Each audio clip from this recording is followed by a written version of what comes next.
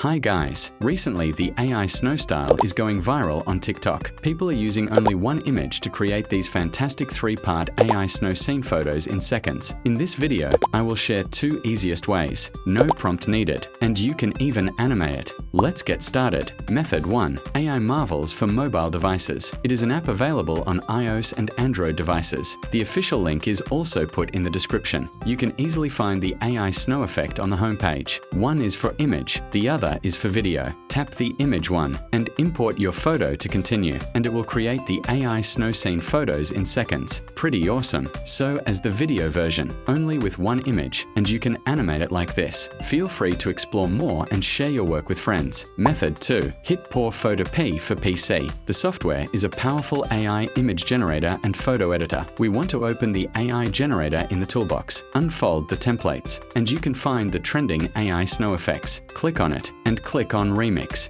You can notice that the prompt is automatically written for you. All we need to do is import an image and click on Generate.